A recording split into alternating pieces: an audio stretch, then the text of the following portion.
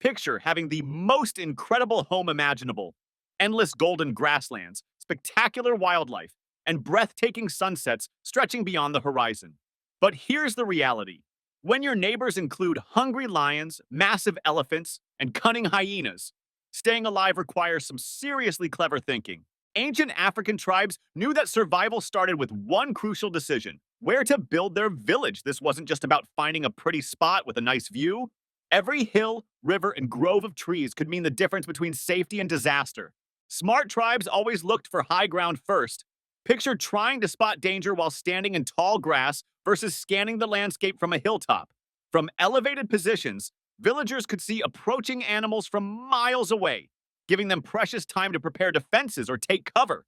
Lions, despite their fearsome reputation, actually hate climbing steep slopes. They're built for explosive speed on flat ground, not mountain climbing. This simple fact made hilltops incredibly valuable real estate. Natural barriers became a tribe's best friends. Rivers created perfect boundaries that most predators wouldn't cross casually. Steep cliffs provided walls that no animal could scale. Dense forests offered protection on one side while requiring defense on fewer fronts. These natural features worked like free security systems, operating day and night without any maintenance. But here's where tribal wisdom really shined: they studied animal highways. Just like we avoid building houses on busy roads, tribes carefully observed where animals regularly traveled. Elephants, for instance, used the same paths for generations, creating deep grooves in the landscape. Building near these ancient routes would be like setting up camp in a subway tunnel. Instead, tribes positioned themselves away from these natural corridors, letting the wildlife pass by undisturbed. Wind direction played a surprisingly critical role in location selection. Human scent can travel for miles on the right breeze, essentially announcing dinner time to every predator downwind. Experienced scouts tested prevailing winds throughout different seasons, ensuring their village wouldn't accidentally advertise its presence to hungry neighbors. The challenge was balancing safety with necessity. Villages needed access to water, fertile soil, and trading routes, but couldn't afford to get too close to the dangerous areas where these resources attracted predators. The solution required finding that sweet spot where essential resources remained accessible without compromising security. Many tribes achieved this by positioning themselves near natural choke points, narrow passages, or river crossings where they could control access while maintaining defensive advantages. But choosing the perfect spot was only the beginning. Once settled, villages needed to create their own protective barriers that worked around the clock. Creating these protective barriers started with humanity's oldest and most powerful ally: fire. Few things in nature command as much universal respect from the animal kingdom as dancing flames. This fear runs deeper than learned behavior. It's written into their DNA from millions of years of devastating wildfires that could wipe out entire regions in hours. African tribes turned this primal fear into their greatest defensive weapon. They discovered that strategically placed fires could create invisible walls more effective than any physical barrier. A ring of carefully positioned fires around a village created a protective zone that most predators simply refused to cross. The flickering light expanded their safe space far beyond the village boundaries, essentially claiming territory through controlled flame. But not all fires serve the same purpose. Cooking fires burned hot and clean, producing minimal smoke to avoid attracting unwanted attention during meal preparation. Signal fires blazed tall and bright, sending messages across vast distances to neighboring villages. Protection fires burned steady and long, designed to last through entire nights with consistent, intimidating flames. The art of torch making separated amateur firekeepers from true masters. Skilled craftsmen selected specific hardwoods like ironwood or certain acacias that burned slowly and evenly. They wrapped these cores with grasses soaked in animal fat or plant oils, creating torches that could burn for hours even in challenging conditions. The best torch makers could produce flames that stayed lit through moderate rain and strong winds. Fuel management required constant attention and forward thinking. Villages maintained large stockpiles of dry wood, kept covered and protected from moisture. They organized collection duties so fresh fuel arrived daily, ensuring fires never went hungry. During wet seasons, they developed ingenious techniques using underground storage pits lined with stones and covered with waterproof materials made from animal hides. Smoke served as both deterrent and communication tool. The thick, acrid smell traveled for miles, warning animals that humans occupied the area. Different smoke patterns could convey specific messages. Steady columns meant all was well, while erratic puffs signaled danger or calls for help. Smart firekeepers positioned their blazes to take advantage of wind patterns, directing smoke toward likely animal approach routes. While fires provided excellent nighttime protection, villages needed permanent barriers that could defend them even when flames weren't practical. These permanent barriers came straight from nature's own armory, thorns. African tribes discovered that the continent's thorniest plants could be transformed into living fortresses that required no daily lighting or fuel maintenance. Unlike fires that demanded constant attention, thorn barriers grew stronger and more effective over time. The species selection process was crucial. Acacia trees topped every village's wish list, producing thorns that could pierce thick animal hide and grow in dense, impenetrable tangles. Euphorbia plants offered an additional nasty surprise. Their milky sap contained toxins that caused severe irritation to any animal unlucky enough to make contact. These weren't random choices. Tribes tested different species over generations to identify which ones provided maximum deterrent effect. Construction required both patience and skill. Villagers planted young thorny bushes in carefully planned rows, spacing them close enough that mature plants would interweave their branches into solid walls. They wove cut thorn branches between growing plants, creating immediate protection while waiting for natural growth. The most effective barriers reached 6 to 8 feet in height and stretched 3 to 4 feet thick, dimensions that stopped even determined elephants from pushing through.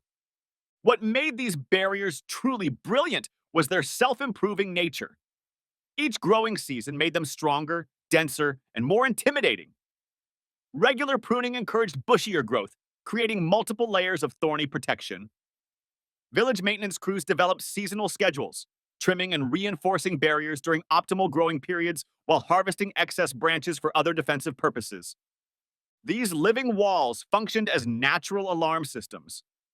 When large animals attempted to push through or around thorn barriers, the resulting crashes, snaps, and rustling sounds alerted villagers to potential threats.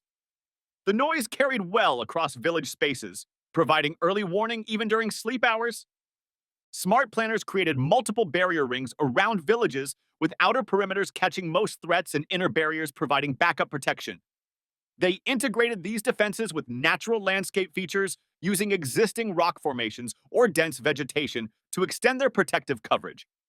Entry and exit points required careful engineering, wide enough for human passage but designed with sharp turns and narrow spaces that discouraged animal intrusion. These physical defenses worked brilliantly, but true safety required something even more sophisticated: understanding the minds of their wild neighbors. Understanding these wild neighbors meant becoming fluent in an ancient language written in movement, sound, and scent. African tribes developed an extraordinary ability to read animal behavior, transforming themselves into living encyclopedias of wildlife psychology. This knowledge could mean the difference between a peaceful night's sleep and a terrifying encounter with Africa's most dangerous predators. Timing was everything in the animal kingdom. Lions and leopards preferred hunting during the cooler hours of dawn and dusk, when their prey was most active and visibility provided just enough light for stalking without exposing them completely. Villages scheduled their most vulnerable activities, like water collection or waste disposal, during the safer midday hours when most predators rested in shade. Territorial behavior followed predictable patterns that observant tribes could map and exploit. Male lions marked their territories with powerful scent markers, leaving unmistakable calling cards that warned others to stay away. During mating seasons, normally cautious animals became aggressive and unpredictable, taking risks they would normally avoid. Elephants followed ancient migration routes with seasonal precision, traveling the same paths their ancestors had used for centuries. Animal communication revealed a complex world of signals and warnings. Body language spoke volumes. Flattened ears meant aggression, raised tails indicated alertness, and specific postures signaled hunting mode versus casual movement. Experienced observers could distinguish between an elephant's warning trumpet and its social greeting call, or recognize the difference between a lion's territorial roar and its hunting silence. Environmental factors dramatically influenced animal behavior. During drought periods, desperate animals ventured into areas they would normally avoid, driven by thirst and hunger to take unprecedented risks. Seasonal food shortages made predators more aggressive and likely to investigate human settlements. Weather changes affected animal movement patterns, with approaching storms often triggering unusual animal activity. Perhaps most valuable were the prey animals that served as natural, early warning systems. Antelope alarm calls carried for miles, alerting anyone within earshot to predator presence. Bird behavior provided especially reliable intelligence. Sudden silence from normally chattering birds often meant a predator was nearby, while agitated chirping and wing flapping indicated immediate danger. This deep knowledge of animal behavior was crucial, but villages also discovered they could recruit some animals as their protective allies. Recruiting these animal allies turned out to be one of the most ingenious strategies in African village defense. Instead of relying solely on human senses, tribes discovered they could harness the superior hearing, smell, and instincts of their domestic animals to create an around the clock security network that never slept. Dogs became the cornerstone of these living alarm systems. African tribes selectively bred and trained dogs specifically for guard duty, developing bloodlines with exceptional hearing and fierce loyalty to their human families. These weren't pets, they were specialized security forces with jobs as serious as any human defender. Village dogs learned to distinguish between normal wildlife sounds and genuine threats, barking with different patterns and intensities to communicate specific dangers to their human partners. The most skilled dog trainers developed sophisticated bark interpretation systems. A low, continuous growling meant something was prowling nearby but hadn't yet become an immediate threat. Sharp, rapid barking indicated fast approaching danger, while sustained howling suggested a large predator, like a lion or leopard, was in the vicinity. Some dogs even learned to bark in specific rhythms that identified different types of threats. Cattle and goats provided another layer of early warning through their stress behaviors. These animals possessed incredibly sensitive hearing and could detect approaching predators long before humans noticed anything unusual. When cattle suddenly clustered together, raised their heads alertly, or began making agitated sounds, experienced villagers knew to investigate immediately. Goats displayed their own warning signals, including nervous bleating, sudden movement towards shelter, or refusing to graze in certain areas. Strategic positioning maximized these animal alert systems. Villages arranged livestock enclosures and dog stations to provide overlapping coverage around the entire settlement perimeter. This ensured that approaching threats would trigger alerts from multiple sources, giving villagers precise information about danger location and movement direction. Training these protective animals required patience and consistent reward systems. Dogs received extra food, praise, and special privileges for successful threat detection. Livestock that demonstrated reliable warning behaviors were given preferred grazing spots and protection during vulnerable periods. This positive reinforcement strengthened the bond between animals and humans while encouraging protective instincts. While animals provided excellent detection capabilities, the human element remained the most crucial component of village defense. This human element operated through carefully organized watch networks that functioned like precision clockwork. Every village developed rotating guard systems that ensured constant surveillance without exhausting any individual defender. These weren't random assignments. Villages created detailed schedules that accounted for each person's strengths, energy levels, and other responsibilities. Elevated observation positions gave human watchers the advantage they needed to spot threats early. Villages constructed platforms in tall, sturdy trees that provided panoramic views of the surrounding landscape. These tree-based lookouts offered natural camouflage while elevating observers above ground-level vegetation that might block their sightlines. Some communities built dedicated elevated huts on stilts, creating permanent watchtowers that could house guards during extended shifts and provide protection from weather. Silent communication between guards required sophisticated signaling systems. Hand signals allowed watchers to convey specific information across distances without alerting potential threats to their presence. Different whistle codes communicated various types of dangers. One pattern might indicate a lone predator, while another suggested a group of animals approaching. These signals had to be distinct enough for humans to understand, but subtle enough to avoid triggering animal suspicion. Community members took on specialized watching roles based on their abilities and availability. Children excelled at daytime observation duties, their sharp eyes and natural curiosity making them excellent at spotting unusual movement or changes in the environment. Adults handled the more dangerous nighttime shifts when predator activity peaked. Elders contributed by sharing their accumulated knowledge during watch changes, passing along crucial information about seasonal patterns, animal behavior, and effective response strategies. Villages integrated watch duties seamlessly with daily activities to avoid disrupting essential work. Guards positioned themselves where they could simultaneously observe for threats while performing tasks like tool maintenance, food preparation, or craft work. This multitasking approach ensured that defense never competed with survival necessities. Weapon positioning played a critical role in watch effectiveness. Villages strategically placed spears, clubs, and other defensive tools at key observation points, ensuring guards could access protection quickly without leaving their posts. Quick access systems included weapon caches hidden near frequently used paths and emergency supply stations positioned at strategic intervals around village perimeters. Effective watching required more than just good eyes. It demanded the ability to interpret countless subtle signs that most people would completely miss. Interpreting these subtle signs required mastering what amounted to nature's own secret language. African tribes developed the ability to read environmental messages that revealed animal presence, intentions, and movements long before any creature became visible. This skill transformed ordinary landscapes into detailed information networks that spoke to those who knew how to listen. Environmental signs provided the foundation of this natural communication system. Broken branches at specific heights indicated which animals had passed through an area. Disturbed vegetation patterns revealed direction of travel and approximate group size. Even the absence of normal environmental sounds could signal danger. When insects suddenly stopped chirping or usual background noise disappeared, experienced observers knew something significant was approaching. Bird behavior served as the most reliable early warning system nature provided.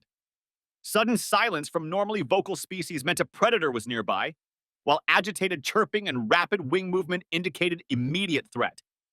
Specific bird species functioned as specialized sentinels. Ground-dwelling birds like guinea fowl would scatter and call when detecting approaching land predators, while certain raptors would circle and cry when large animals moved through their territories. Weather patterns significantly influenced threat assessment strategies. Wind direction determined how scent trails carried information between predators and potential prey. A shifting breeze could suddenly expose human scent to downwind predators or bring animal odors to alert defenders. Atmospheric pressure changes before storms often triggered unusual animal behavior, making threat prediction more challenging but also more urgent. Scent and sound detection required extraordinary sensory development. Skilled trackers could identify specific animal odors from considerable distances, distinguishing between fresh scent trails and old ones. They learned to detect subtle ground vibrations that indicated approaching large animals, feeling through their feet what their eyes couldn't yet see. Different footfall patterns revealed whether animals were moving casually or with predatory purpose. Track reading elevated environmental observation to an art form. Fresh tracks showed clear, sharp edges and undisturbed soil around impressions. Older tracks displayed weathered edges, partially filled depressions, and accumulated debris. Expert trackers could determine not just what animal had passed, but when, how fast it was moving, and whether it was hunting or simply traveling through the area. Understanding these signs was vital year-round, but villages had to completely adapt their strategies as seasons changed and brought new challenges. These seasonal challenges demanded completely different approaches, as Africa's dramatic weather cycles transformed both the landscape and animal behavior patterns. What worked perfectly during one season could become dangerously inadequate just months later, forcing villages to develop flexible defense strategies that adapted to nature's changing moods. Dry seasons brought the most desperate and dangerous animal encounters. As water sources dried up across the continent, normally cautious animals ventured into areas they would typically avoid, driven by thirst to take unprecedented risks. Lions, elephants, and other dangerous species traveled much farther from their usual territories, following dried riverbeds and ancient water trails that led directly past human settlements. Villages responded by creating temporary protection around their precious water sources. They built additional thorn barriers around wells and springs, recognizing that these became magnets for desperate wildlife. Extra guards were assigned specifically to water collection duties, and villages established strict schedules that concentrated human water activities during safer daylight hours, while leaving nighttime access to the animals. Wet seasons presented entirely different challenges. Heavy rains created visibility problems that made spotting approaching threats nearly impossible. Thick vegetation grew rapidly, providing perfect cover for stalking predators. Fire-based defenses became problematic when constant moisture made lighting and maintaining flames difficult. Ingenious solutions emerged for these wet season difficulties. Villages developed rainproof torch construction techniques using special combinations of resins, animal fats, and carefully selected woods that continued burning even in steady rainfall. They created covered fire stations and emergency fuel storage systems that kept dry materials accessible during extended rainy periods. Seasonal migration patterns required villages to adjust their entire defensive posture. During certain months, massive herds of wildebeest, zebra, and antelope moved through regions, followed closely by predators. Villages learned to recognize these migration timing patterns and temporarily reinforce defenses or even relocated to secondary sites until the dangerous period passed. Resource management became critical during vulnerable seasons. Food storage required special attention during wet months when humidity could spoil supplies, while dry seasons demanded careful water rationing that didn't compromise defensive capabilities.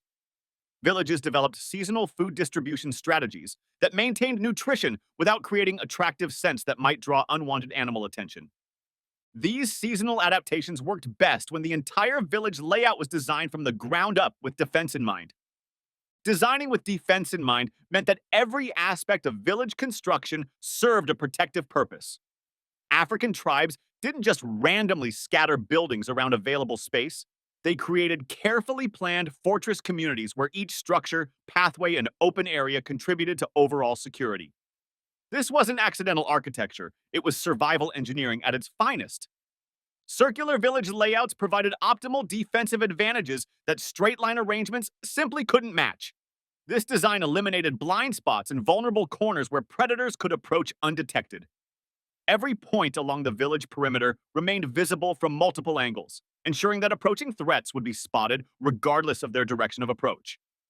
The circular pattern also created natural choke points at entry areas while providing maximum interior space for community activities. Strategic building placement followed strict defensive principles. Houses were positioned to support each other with each structure's walls and roof lines creating overlapping fields of observation. Spacing between buildings was calculated to allow quick movement between homes while preventing large animals from gaining easy access to interior areas. Door orientations faced inward toward village centers rather than outward toward wilderness, reducing the chance of surprise encounters during normal daily activities. Central safe areas served as emergency refuges during crisis situations. These gathering spaces, typically located at the village heart, provided the most protected zones where community members could retreat when outer defenses were threatened.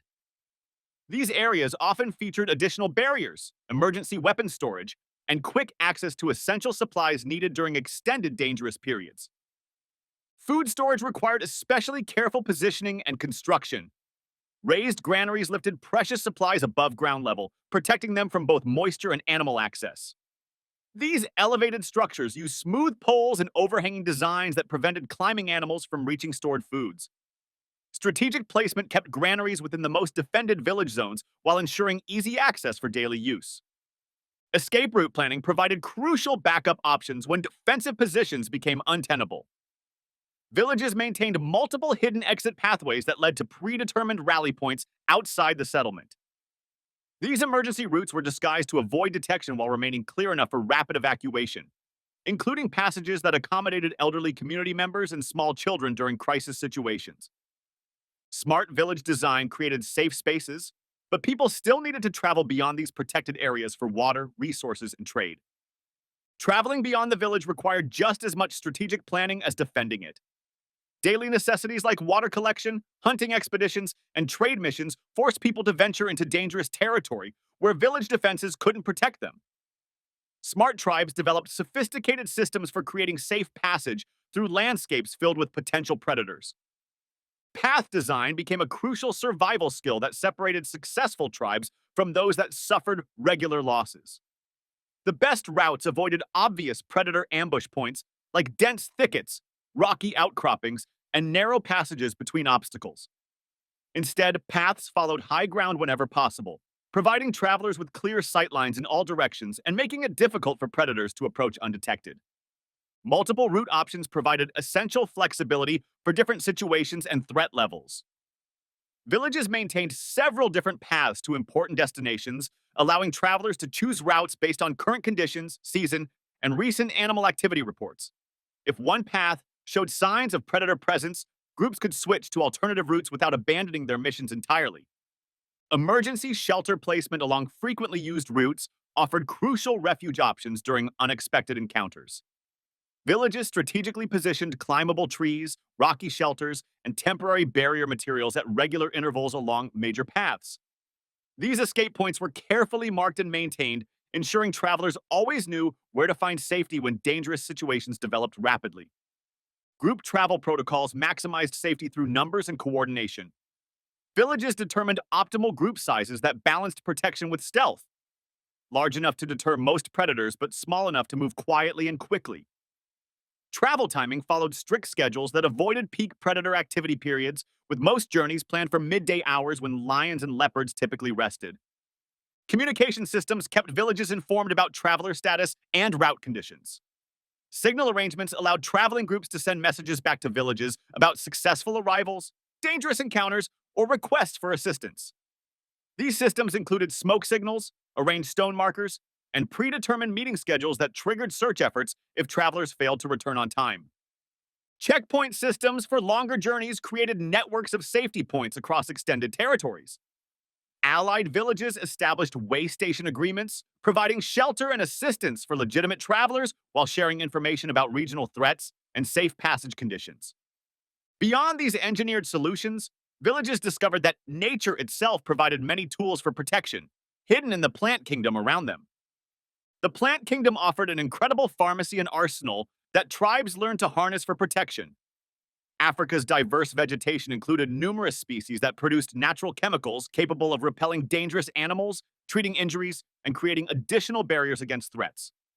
This botanical knowledge became as crucial to village survival as any physical weapon or barrier system. Specific plants proved remarkably effective at deterring unwanted animal visitors. Strong-scented herbs like certain wild mint species produced odors that most predators found deeply unpleasant and actively avoided. Wild citrus plants contained oils in their leaves and bark that created similar repelling effects. Some villages discovered that crushing and spreading these aromatic plants around village perimeters created invisible chemical barriers that supplemented physical defenses. Preparation and application methods required careful knowledge and timing. Villagers learned to crush fresh leaves and bark at specific times of day when oil concentrations peaked, maximizing the potency of natural deterrents.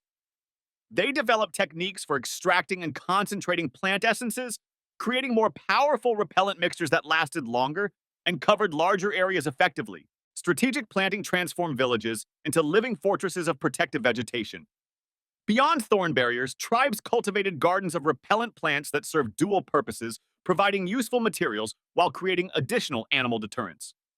These plants were positioned at key entry points and along frequently traveled paths, creating layered chemical defenses that reinforced physical barriers.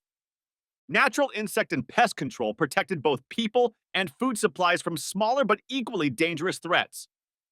Certain plants repelled disease-carrying insects, venomous spiders, and other pests that could cause serious health problems. Villages learned to use these natural pesticides around sleeping areas, food storage locations, and water sources.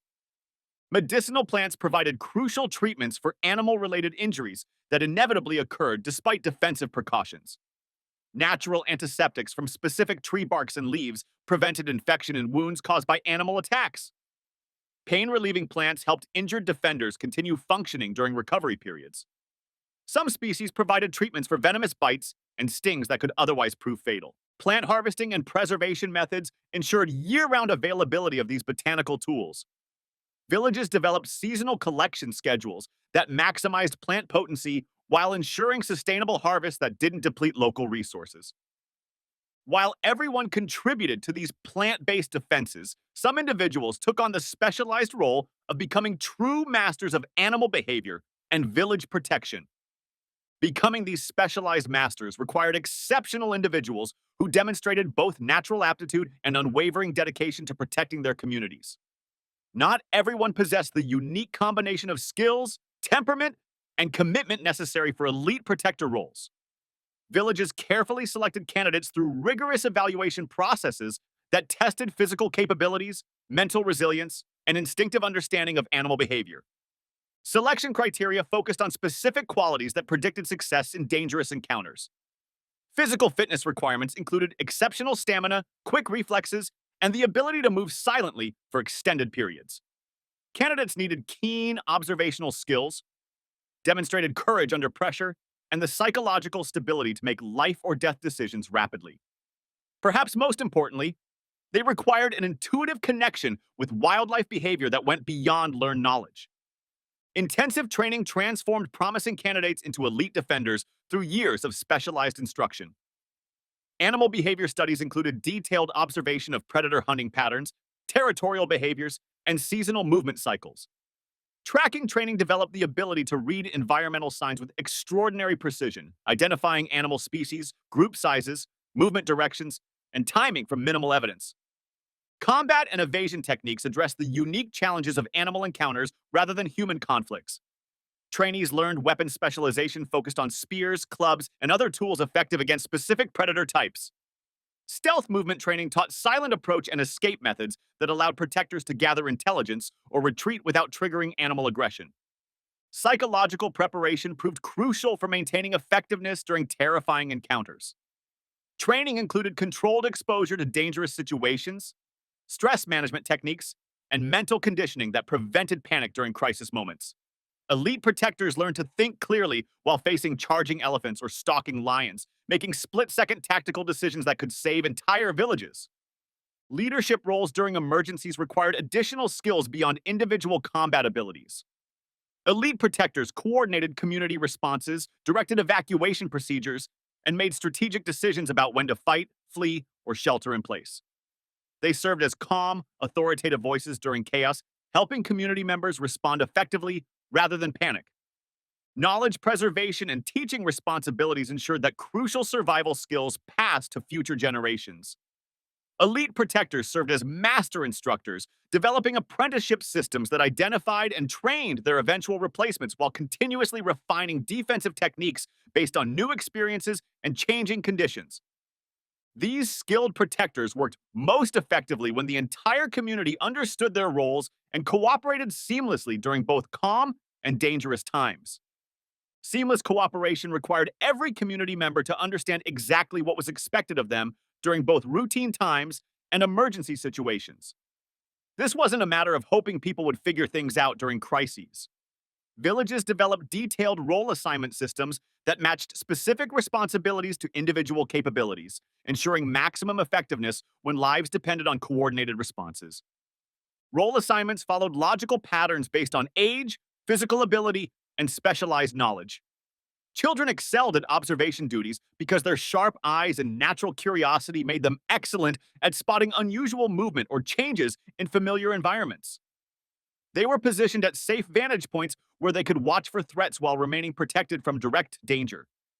Elders provided crucial advisory roles that drew upon decades of accumulated wisdom about animal behavior patterns, seasonal variations, and successful response strategies. Their knowledge of historical animal encounters helped communities avoid repeating past mistakes while building upon proven defensive techniques. During actual threats, elders served as calm decision makers who could quickly assess situations and recommend appropriate responses. Women often took on specific protection responsibilities that utilized their detailed knowledge of family needs and community resources. They coordinated evacuation procedures, managed emergency supplies, and ensured that children and vulnerable community members reached safety quickly. Many women also specialized in healing and medical care, treating injuries sustained during animal encounters. Emergency response protocols required regular practice to achieve the split-second coordination necessary during real threats. Villages conducted practice drills that simulated different types of animal encounters. allowing community members to rehearse their roles and identify potential problems before facing actual danger. These exercises revealed weak points in defensive plans and provided opportunities to refine response strategies. Resource sharing during crisis situations followed predetermined agreements that ensured fair distribution of food, water, and shelter during extended dangerous periods. When animal threats forced communities into defensive positions for days at a time, rationing systems prevented shortages while maintaining morale and physical strength needed for continued resistance. Decision making hierarchies during animal threats established clear chains of command that prevented confusion and conflicting orders during high stress situations. Elite protectors assumed tactical leadership, while community elders provided strategic guidance, creating balanced decision making systems that combined combat expertise with broader wisdom. This community knowledge was too valuable to remain within single villages. It needed to be carefully preserved and passed down through generations. Preserving and passing down this crucial knowledge required sophisticated educational systems that went far beyond casual instruction. African tribes developed formal methods for ensuring that survival wisdom transferred accurately from experienced defenders to the next generation, recognizing that lost knowledge could mean lost lives when dangerous situations inevitably arose. Formal education methods structured survival skill training into comprehensive programs that covered every aspect of village defense. Young people progressed through carefully designed learning stages, beginning with basic observation skills and advancing to complex threat assessment and response techniques. These weren't random lessons. Villages created detailed curricula that ensured no critical knowledge gaps remained unfilled. Storytelling traditions provided powerful vehicles for preserving protection knowledge across generations. Master storytellers wove defensive techniques, animal behavior patterns, and successful survival strategies into engaging narratives that made complex information memorable and entertaining. These stories served as both education and cultural preservation, embedding crucial survival wisdom within community traditions that naturally encourage repetition and retention. Practical training integration ensured that learning happened continuously rather than only during formal instruction periods. Daily activities became teaching opportunities where experienced community members demonstrated tracking techniques, plant identification, and threat recognition skills while performing routine tasks. This constant exposure reinforced lessons and provided natural context for applying theoretical knowledge.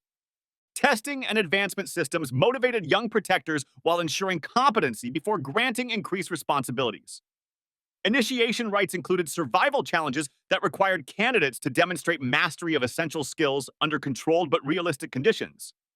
These tests verified that knowledge had been properly absorbed and could be applied effectively during actual emergencies. Seasonal knowledge transfer schedules aligned education with natural cycles that affected animal behavior and defensive requirements. Different times of year brought opportunities to teach specific skills. Dry season instruction focused on water source protection and drought-related animal behavior, while wet season training emphasized fire maintenance and visibility challenges. Innovation encouragement within traditional frameworks allowed communities to adapt defensive methods while preserving proven techniques. Elders welcomed new ideas and improvements from younger community members, creating dynamic knowledge systems that evolved with changing conditions while maintaining core survival principles. Individual village knowledge became even more powerful when communities learned to share information and coordinate their defenses across larger regions. Sharing information across larger regions transformed isolated village defenses into powerful regional security networks that multiplied the effectiveness of individual community protection systems. African tribes recognized that animal threats didn't respect village boundaries, and neither should defensive knowledge and coordination efforts. Communication systems between villages created rapid alert networks that warned of approaching dangers long before they reached individual settlements. Signal fire networks used strategically positioned hilltops to relay messages across vast distances in minutes rather than days. Different smoke patterns and fire sequences conveyed specific information. Steady columns meant normal conditions, while rapid puffs indicated immediate danger approaching from particular directions. Messenger runner systems provided backup communication methods when weather conditions made fire signals impractical. Villages maintained networks of fast, reliable runners who could carry detailed information between communities, including specific details about animal behavior, group sizes, and movement patterns that signal fires couldn't communicate effectively. Shared knowledge about animal movement patterns allowed communities to track threats across much larger territories than any single village could monitor alone. When one village spotted a pride of lions moving east, they could warn neighboring settlements in that direction while providing detailed information about group composition, apparent intentions, and likely routes. This regional intelligence network prevented countless surprise attacks. Coordinated response to large scale animal threats enabled villages to mount collective defenses against dangers too significant for individual communities to handle alone. During major droughts that drove large herds and their predator followers into settled areas, multiple villages could coordinate evacuation procedures, share temporary shelter, and pool their defensive resources to protect larger numbers of people. Resource sharing during emergencies created mutual aid systems that prevented any single community from facing disaster alone. Villages developed formal agreements for sharing food, water, weapons, and shelter during extended crisis periods. These partnerships ensured that temporary setbacks didn't become permanent catastrophes. Innovation spread rapidly across communities through these inter-village networks. When one village developed an improved thorn barrier technique or discovered a new plant-based deterrent, this knowledge quickly reached allied settlements through regular information exchanges. Periodic inter-village meetings provided opportunities for sharing successful innovations while discussing regional threats and coordinating defensive improvements. These interconnected communities created a web of safety and knowledge that protected countless lives while maintaining harmony with the natural world around them.